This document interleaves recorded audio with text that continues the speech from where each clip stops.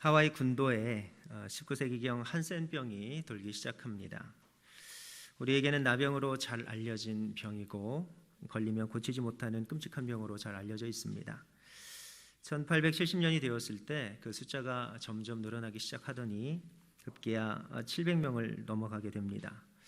그래서 그 정부에서 몰로카이라는 섬에 그 한센병 환자들을 다 집어넣게 됩니다. 한센병 환자들은 그 섬에 철저하게 격리가 되게 되었고 치료도 받지 못하고 그렇게 고통스럽게 죽어가게 되는데, 그들을 정말로 고통스럽게 하는 것은 더 이상 그들에게는 찾아오는 사람이 없다 하는 것이었습니다. 그들의 가족도 찾아오지 않고 그들은 철저하게 버림받았다 하는 그 마음 때문에 그들이 굉장히 고통스러워했습니다. 아무도 그들을 돌보는 이가 없었을 때 1873년 한 명의 사제가 자원하여서 그 섬에 들어가게 됩니다. 이 33세 다미안이란 그런 천주교 신부였는데, 그는 백인으로는 유일하게 또 한센병에 걸리지 않은 사람으로는 처음으로 그 섬에 들어가게 됩니다. 그는 집 없는 사람들에게 손수 집을 지어 주었고, 또 손가락이 없는 사람들을 위해서 고름을 대신 짜 주었고, 또 싸매 주었으며 이 자포자기한 사람들에게 생명의 하나님의 말씀을 전했습니다. 또 매일 죽어가는 사람들을 위해서 손수 무덤을 파고 또 장례를 치러 주었습니다. 그 냉랭했던 사람들, 그 병에 걸려가지고 정말 어려웠던 그 사람들이 차츰 신뢰와 존경심을 갖고 그를 따르게 되었습니다. 그런데 그런 헌신적인 사역에도 불구하고 다미안 신부의 마음에는 남모르는 안타까움이 하나 있었습니다. 그것이 무엇이냐 하면, 나는 결코 이 사람들, 이 한센병 환자들의 처절한 고통을 이해할 수 없다. 나는 여전히 그들의 형제가 아니다. 그런 마음의 고통이 그에게 있었습니다. 그 때문에 그가 이런 기도를 하나님 앞에 올려드렸다 합니다. 주님, 저에게도 같은 나병을 허락하셔서 저들의 고통에 동참하게 하여 주옵소서. 제게도 그 나병을 허락하여 주셔서 고통에 동참하게 하여 주옵소서. 이런 기도였습니다. 시간이 지나서 결국 그 간절한 기도가 응답을 받게 되는데, 이 일본인 오타아베라는 사람이 쓴 이 몰로카이 나병의 섬과 그 영웅 다미안 신부라는 책을 보면, 이 다미안 신부가 한센병 발병 당시의 모습을 이렇게 기록하고 있습니다. 제가 좀 읽겠습니다. 1885년 어느 날 밤, 다미안은 언제나 못지않게 피로하여 터덜터덜 집으로 돌아왔다. 그날은 일도 일이거니와 피로의 도가 이전과는 다른 느낌이었다. 목욕을 하면 몸도 기분도 좀 풀리려니 하고 목욕물을 끓였다. 잠깐 실수로 그는 뜨거워진 목욕물을 양말도 신지 않은 발등 위에 쏟았다. 아차 하는 순간 그는 가슴이 덜컥했다. 된 자리에 아픔을 느끼지 못했기 때문이었다. 감각의 상실, 그것은 무엇보다 확실한 나병의 증상이다.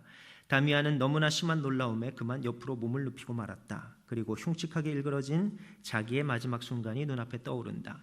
다미안은 일찍부터 이날이 올 것을 짐작하고 있었다.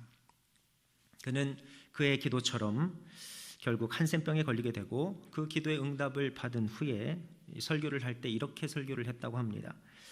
이곳에 있는 모든 사람들을 그리스도에게 다가가게 하기 위해서 나도 나와 한 자가 되었습니다. 그래서 설교할 때 나는 교우라는 말 대신 우리 나와 한 자라고 말합니다. 그는 자신이 나병에 감염되었다 해도 굴하지 않고 끝까지 환자들을 돌봅니다. 그리고 결국 1889년 하나님 품에 안기게 됩니다. 우리가 그의 사랑을 들었을 때 그의 사랑은 참 놀랍기만 합니다. 부자가 낮아져서 가난한 사람이 된 정도가 아니라 그의 몸을 들여서 낮아져서 한센병 환자가 되게 된 것입니다. 그의 낮아짐을 통해서 하나님의 은혜가 부어지게 됐습니다.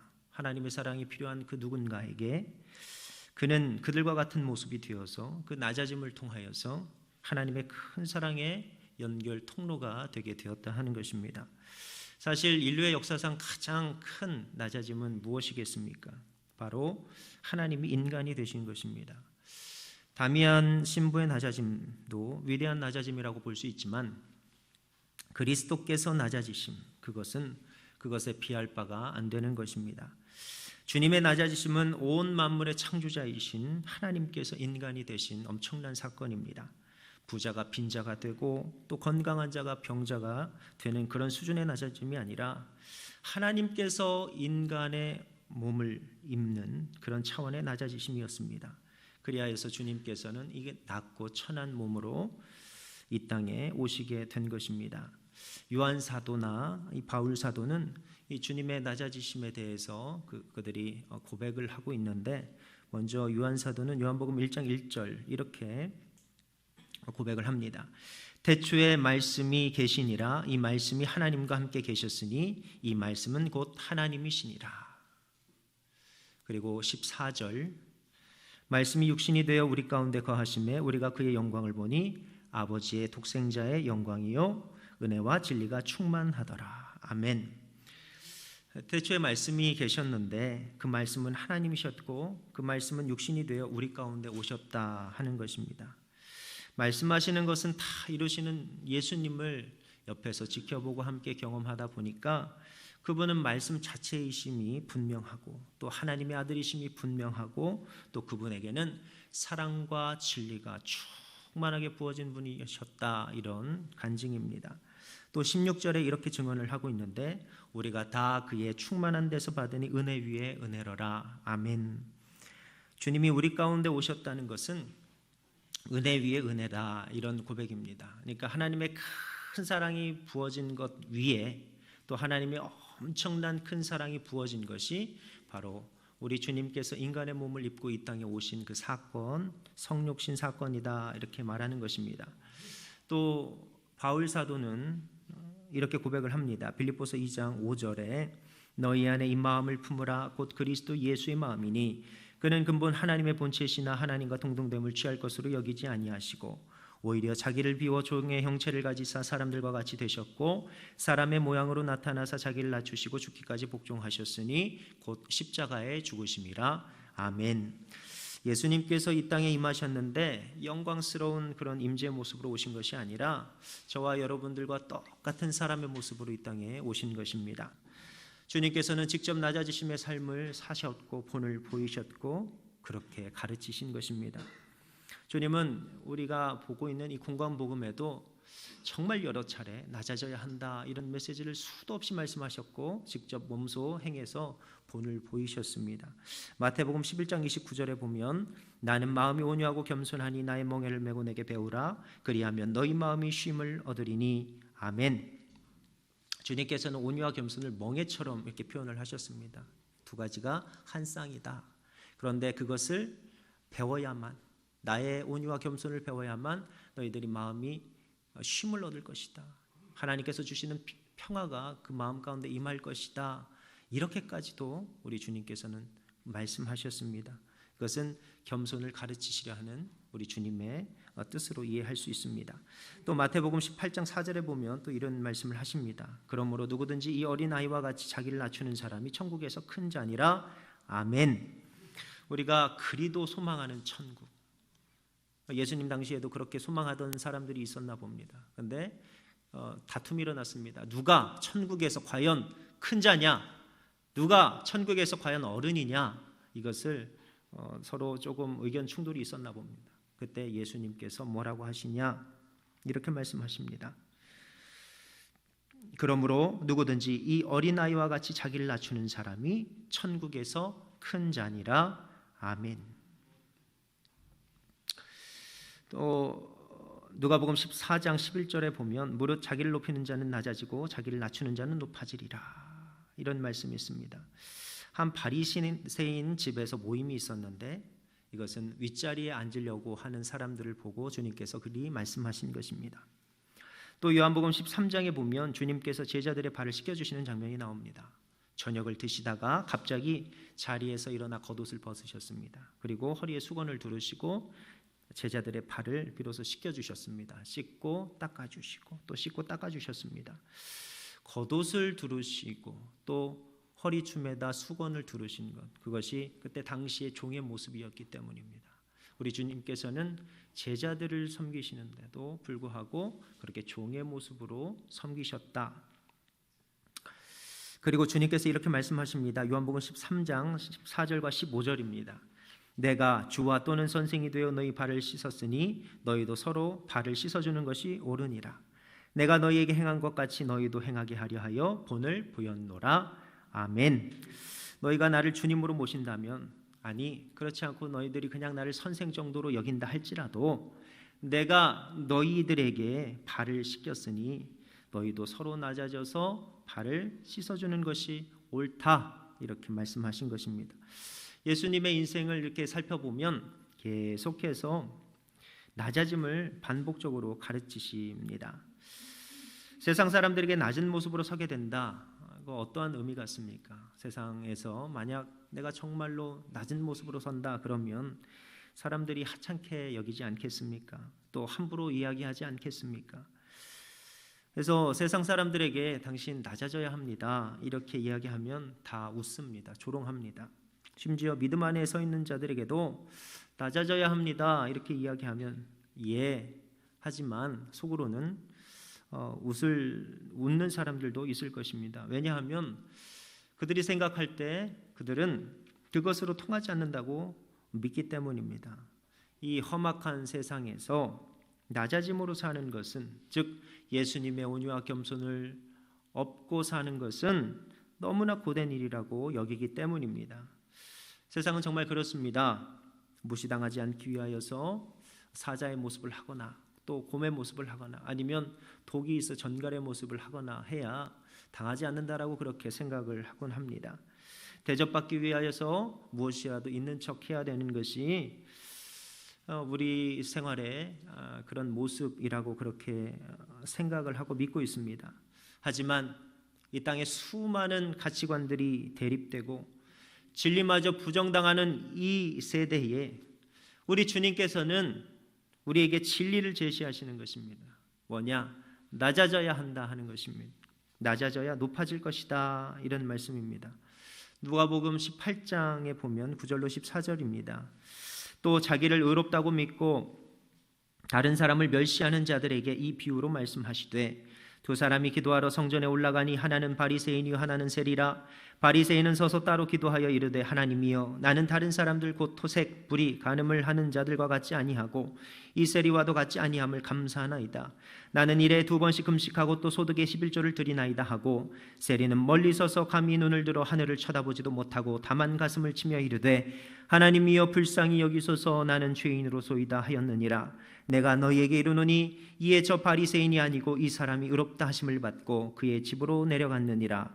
무릇 자기를 높이는 자는 낮아지고 자기를 낮추는 자는 높아지리라 하시니라. 아멘. 이것은 자신이 의롭다고 믿고 또 그런 사람들 중에 다른 사람을 멸시하는 자들에게 주셨던 주님의 말씀입니다. 누가 보더라도 의로운 모습을 하고 있는 바리새인, 또 하나는 누가 보더라도 죄인의 모습을 하고 있는 세리, 그들이 예배자로 하나님 앞에 섰습니다. 또 예배하는 중에 하나님 앞에 거룩하게 기도하는 그 모습에서 한 명은 교만한 모습이 있었고 하나는 겸손한 모습이 있었다 하는 것입니다. 교만한 자는 이렇게 이야기합니다. 하나님 감사합니다. 제가 저 토색하는 자, 저 불법을 행하는 자, 저 간음을 행하는 자들과 같지 않게 해주셔서 감사합니다. 또 이 옆에서 기도하는 저 죄인인 세리와 같지 아니함을 감사합니다. 저는 그와 같지 않습니다. 저는 일주일에 2번씩 금식하고 소득의 11조를 하나님께 드립니다. 이렇게 합니다. 그런데 세리는 어떻습니까? 가슴을 치며 하나님 불쌍히 여기소서 이렇게 기도합니다. 하나님 앞에 고개도 들지 못합니다. 누가 봐도 의롭게 보이는 바리새인과 누가 보더라도 죄인인 세리의 모습을 보고 우리 진리이신 주님께서 이런 판결을 내리시는데, 바리새인이 아니고 이 세리가 하나님 앞에 의롭다 하심을 얻고 집으로 돌아갔다. 자기를 높이는 자는 낮아지고 자기를 낮추는 자는 높아질 것이다. 아멘. 하나님은 어떠한 자를 의롭게 여기십니까? 자기를 낮추는 자. 하나님 앞과 사람 앞에서 자기를 낮추는 자를 하나님께서 의롭게 여기신다 하는 것입니다. 하나님 앞에서 자기 자신이 나는 겸손하다 이렇게 생각하는 것은 참으로 쉬운 일입니다. 하지만 하나님께서 인정하실 만한 낮아짐을 소유한 자들은 그리 많지 않아 보입니다. 낮아짐은 반드시 대적의 방해가 있습니다. 또 세상 사람들의 조롱도 또 핍박도 있을 수 있습니다. 그럼에도 불구하고 우리는 낮아져야 하는 것입니다. 왜냐하면 그것만이 주님께서 우리에게 보이신 온전한 사랑을 이루는 통로가 되기 때문인 것입니다. 그것만이 하나님께서 손수 직접 그 낮아진 자를 높여주실 수 있는 유일한 통로가 되기 때문에 우리가 하나님의 높여주심을 반드시 경험하기 위해서는 하나님 앞에 겸손하게 무릎 꿇고 낮아지는 모습이 우리 가운데 있어야 한다 하는 것입니다. 제가 마지막 글을 하나 읽고 말씀을 마치려고 합니다. 김남준 목사님이 쓴 자네 정말 그 길을 가려나에 있는 글입니다. 제가 조금 읽겠습니다. 어느 교회에서 커다란 분쟁이 일어났습니다. 교인 중에 한 처녀가 만삭이 되었는데 그 아이가 목사님의 아이라고 교회 앞에서 고백하였기 때문입니다. 자녀도 없고 상처한 지 얼마 안 된 독신이었던 그 목사님은 사실이 그게 아니라고 해명하려고 애를 썼지만 목사님이 해명하기 위하여 단상에 섰을 때에는 이미 모든 교인들이 목사님의 부정을 믿어버린 후였습니다.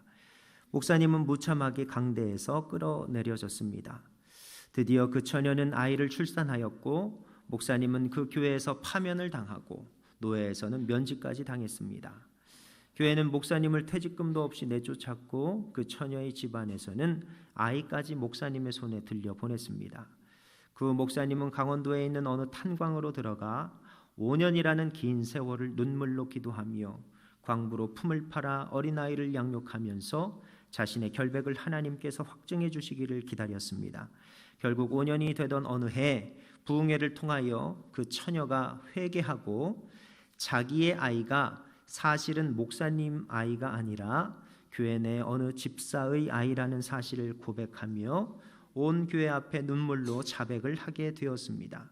교회는 당회를 소집하여 교인들의 대표로 이루어진 사죄단을 만들어서 목사님을 찾아 나섰습니다. 그리고는 다시 그분을 자신의 교회 목자로 모셨습니다. 그분은 그 교회에서 평생 동안 성자와 같은 대접을 받으며 전날의 지옥과는 비교도 되지 않을 영광스러운 목회를 하였다고 합니다. 무릇 자기를 높이는 자는 낮아지고 자기를 낮추는 자는 높아지리라. 아멘. 바라기는 저와 여러분들이 우리 주님께서 보여주셨던 그 극진한 사랑, 하나님께서 모든 것들을 창조하시고 모든 것들을 주관하시는 그 전능하신 하나님께서 모든 사람들에게 모욕을 당연히 받을, 그리고 모든 사람들의 비난을 당연히 받을, 모든 사람들의 오해를 당연히 받을 그 인간의 모습으로 나타나셔서 그와 같이 모든 모욕을 당하시고 죽기까지 하나님 앞에 순종하셨던 그 길, 그 극진한 사랑을 본받아서 저와 여러분들도 높은 자리에서 낮고 천한 어떤 한 자를 사랑으로 무엇인가 하나 툭 던져놓고 끝나는 것이 아니라 예수 그리스도의 사랑을 본받아서 함께 낮아지고 겸손하여져서 하나님의 크신 사랑을 경험할 수 있게 되시기를 간절히 바라겠습니다. 그리하여서 우리 하나님의 크신 영광과 사랑이 우리 교회 가운데 풍성하고 차고 넘쳐서 하나님의 은혜를 경험하는 복되고 귀한 성도들이 다 되시기를 예수님의 이름으로 축원드립니다. 우리 기도하겠습니다. 사랑의 하나님, 은혜와 사랑을 진실로 감사합니다. 오늘 귀한 말씀 들었습니다. 이 말씀을 통하여서 우리가 주님께서 우리에게 제시하셨던 그 진리의 말씀을 붙들기를 원합니다. 낮아지기 원하고 주님처럼 낮아지기를 원하오니 주님 역사하여 주옵소서. 낮아짐이 신령한 것임을 깨닫게 하여 주시고 하늘에 속한 성품인 것을 깨달아 알게 하여 주시고 우리가 주님의 자녀가 된 것처럼 그 성품을 소유한 복된 인생들 다 될 수 있도록 하나님 은혜로 함께하여 주옵소서. 예수님의 이름으로 기도합니다. 아멘.